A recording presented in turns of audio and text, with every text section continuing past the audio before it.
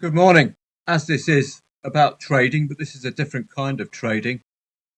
Those of you who like following crypto, Ethereum is an excellent buy the dip cryptocurrency. The recent dip all the way down to 2,742. I bought in at 2,900 and I bought in at 3,150 when we had this dip here, thinking it would go back up. But the averaging means I have profited from it, but I'm a long-term holder. Just thought I'd let you know. Do keep an eye out on Ethereum. It really is one of the most readable cryptos out there. These are all support and resistance lines, and you can see how strong they are. But let's move on to the footy. Well, it was a quiet day for me yesterday. So the green screens were break-even screens, and they were marginal loss screens. Let's take a look. Well, as I was born in Zambia, I couldn't not back Zambia to get the equaliser against Niger. But I covered the insurance, quite a hefty insurance premium. But I was not expecting Niger to run away with 2+ goals. Match odds, there. Just a slight loss because I topped up again. Those of you who are fans of teams, you will put your wallet where your heart is. Backed at 42s, the mighty Copper Bullets, and laid Niger at 1.27. It was a must-win for Zambia, hence the reason for the additional £9 liability there. But no, looks like Zambia will not be heading to the World Cup. What a pity. Faroe Islands and the Czech Republic. This was an interesting experiment of mine yesterday with correct score Dutching. Now this is something we can potentially work with. It's only really usable with software, as you can see. I can tell the software to limit my liability to £40, but include all of these scorelines. So at 0-0, don't forget, at 0-0, I chose 0-1, 0-2, 0-3, 1-1, 1-2, and thankfully 2-1. That was a bit inspired, because I thought if the Faroes were going to win, and they weren't going to win 2-0, that would be my thought process there. And that came in. It's also a good trading vehicle as well, if you get any of these scorelines late on, and they're all still alive. So if you can get a 0-1, for example, all of the other scorelines are still alive, aren't they? So that was interesting. I did the same with Sporting Gijón against Racing Santander. I had a neutral look yesterday at 1-0 to Sporting Gijón, because I couldn't quite trust Racing Santander to get the actual win, but they could score the goal. Their expected goals was good, so a bit of experimentation with that. Should have traded out though at the 1-1, but this hurried on through, and Sporting Gijón made it 2-1. And again, trying out an experiment on correct score Dutching. The 2-1 covered yet again. So if you did fancy Racing Santander, you could cover Sporting Gijón 2-0 if you wanted to, and you could cover Sporting Gijón 2-1, and you could favour Racing Santander as well. You can see it's a pretty much a 1-to-1 return there, nearly evens. For covering that amount of scorelines, it's pretty good. Quite like that. So it's something for us to potentially bring into a next live stream with the simulation mode. Try some correct scores on the Diana doors. It could be a good avenue in.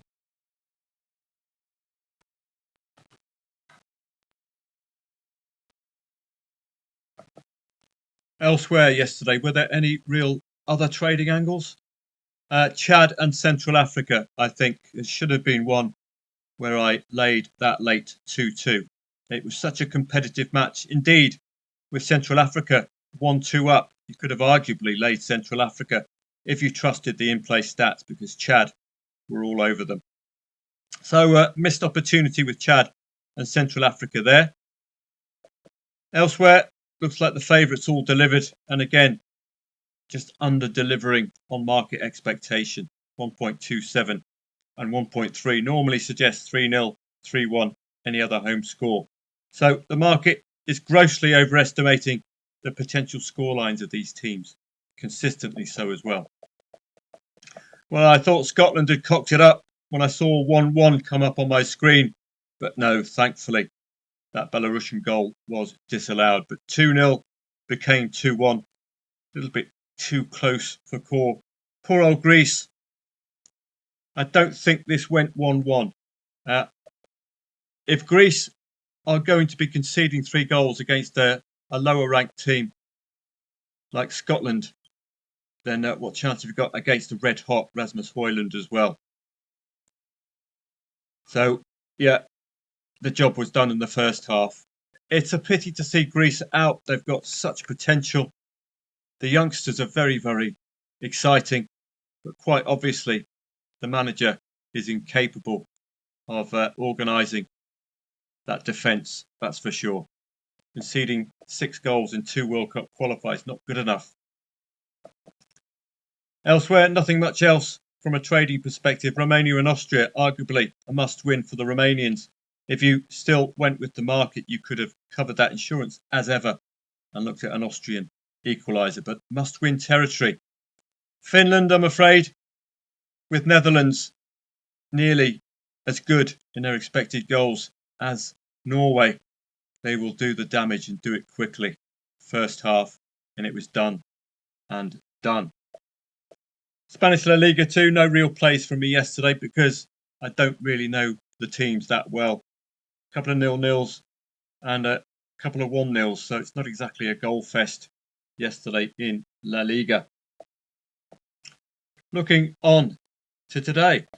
Today's trading angles will probably be looking at the World Cup qualifiers. We do have a smattering of other matches, particularly in Ireland and Spanish La Liga 2. If you're going to be playing the African World Cup qualifiers, where the market does not read these matches very well, then focus on need. And you can quite clearly see with Liberia in Group H, a win today against Equatorial Guinea, and they've got an excellent chance of breaking in to that second place, which is the only place available, with Tunisia having already qualified. So that Equatorial Guinea, Liberia, I will certainly be focusing more on Liberia here, despite what the market says. 2.7 the favourite, giving both sides a chance. And arguably, if there are any more matches remaining, Equatorial Guinea will have to win this to have a chance, if there's another match remaining, of getting to 16. With Namibia playing top of the table, Tunisia today. That's a dead rubber for Tunisia. And now you'd expect teams to switch off psychologically or subconsciously when they've had the job done. We don't have to bust a gut, lads. We're already qualified. So it's going to be a difficult mentality for Tunisia because Namibia have to win, with Liberia breathing down their necks. So it's a fascinating match, Tunisia-Namibia. Definitely wouldn't be backing an odds-on favourite when they don't have to win the match. It just doesn't happen. You see it time and time again. Teams like Liverpool can go on an unbeaten run. They win the title, they suddenly turn into a Sunday League side, conceding 2 or 3 goals. So just be careful with Tunisia. But Namibia could be the real value here today with a must-win. Group B is a bit of a head scratcher. I don't know why we don't have these qualified already stickers on, or arrows on, Senegal and Democratic Republic of Congo. It's a 6-point gap to the Sudanese. So I don't understand. I wouldn't be finding any of these matches in Group B to have any story behind them. South Sudan and Togo, I can't see any motivating factor for Togo or South Sudan, given the utter dominance of Senegal and the Democratic Republic of Congo. So do try to steer clear of dead rubbers unless there's a compelling in-play stats argument Libya are within striking distance of Cameroon in Group D. So this Cameroon-Angola match, you can bet they're going to be 110% covering every blade of grass and even doing the old jig on the corner stick like Roger Miller. It's must-win territory for the Cameroons, with Libya breathing down their necks. They do have a comfortable goal difference though, which will be that safety net for them. For Angola, it looks gone, doesn't it? They're 7 points shy of Cameroon today. Matches like Lesotho and Zimbabwe, arguably, there's nothing to play for, is there? The gap between Lesotho and Zimbabwe's points and those of the top two, no chance, mate. So it's only really pride to play for. Pride might not be enough of an excuse to get my money. That's the thing. And we alluded to Libya a little bit earlier on. It's must-win territory for Libya today, and hope that Cameroon fall on their sword at home to Angola. Must-win for Libya, and priced to do so as well. But remember Zambia yesterday, priced at 1.85 to get the must-win. They lost 0-1. We could see Mauritius take a goal, score a goal, but their goal difference is so poor. Libya will be confident of taking the 3 today. So focus on that match, certainly, as another with a good story behind it. Looking at the World Cup qualifiers in Europe now, Iceland and France will tend to pick the winner itself there quite easily. This is arguably the 3-horse race. You can see yet again we have these patterns in these group stages of one team having the goal difference so negative that they are quite simply a vehicle for the other sides to collect goal difference and collect points.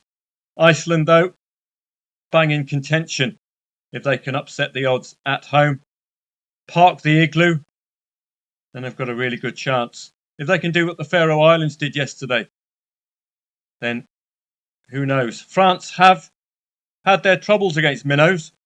It took them famously until late second half to take a 1-0 win against Luxembourg, for example. So these upsets can occur. It is a huge motivating factor for Iceland to take points off France. France are purring. France will remain first regardless of the result in that particular Group D. Now this looks a potential shock, doesn't it? Who had North Macedonia topping Group J with the likes of Belgium and Wales in it? Kazakhstan and Liechtenstein are there yet again to collect points from. So North Macedonia's match against Kazakhstan will be vitally important for them to continue their pressure on the top two. Wales will be sweating a little bit if North Macedonia beat Borat's boys today, because Wales are playing Belgium. They're not without a chance. The homegrown nations have been absolutely superb when against the odds as well. Scotland, superb example of that. Northern Ireland, that win, I think it was against Slovakia. So they have shown that they have that spirit. Belgium, well, they've got some purring stars, don't they? I don't think they have Romelu Lukaku, though. But this becomes must-win for Wales.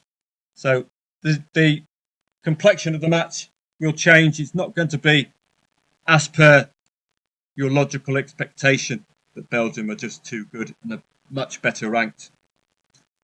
It is must-win territory for the Welsh today, and the same for Belgium. It's a top 3. It's a 3-horse race for 2 places. You daren't make a mistake. Well, talk about a 3-horse race for 2 places. Germany, Northern Ireland and Slovakia. You saw the importance of that Northern Irish win against Slovakia. Now they have to do that at home to Germany. This is a different Germany. It's not the normal Vorsprung durch technique Germany. They are reliant on Voltemade up front. He's a bit of a lanky old so-and-so. I think Northern Ireland could frustrate the Germans today. What you're likely to see in this match will be a consistent momentum pattern of Germany dominating and consistent upping in their expected goals. And you're going to be looking at Northern Ireland probably not creating many chances and just keeping a lid on Germany. Again, they did it against Slovakia. They got the 1-0 win. They can do so again with home advantage today. Fascinating match. But your heart is with Northern Ireland. Your head is with Germany, alas. Slovakia and Luxembourg takes on even greater importance for Slovakia now, because the top two are clashing. One of them is going to be dropping points, if not both. So Slovakia licking their lips yet again. We've got our archetypal minus goal difference. Let's take points off them and move on, because these are the important matches where you must take your points. Slovenia and Switzerland in Group B. The Swiss are dominating so far. Look at the goal difference. Wow. They haven't conceded yet. They're playing a Slovenia who are still in with a shout, with a win. So they're going to be hugely motivated, particularly with home advantage. But this Swiss side are purring at the moment. They are showing their quality. They're top 20. Got that win against Sweden recently as well, which was fairly comfortable. So the Slovenians are up against it, but it's yet again must-win territory for a home side. Like Northern Ireland, not exactly fancied, but they could put up some firm resistance. Could be one of those matches where you lay over 0.5 goals at the start and look forward to the potential of a tricky 0-0 for the strong Favs.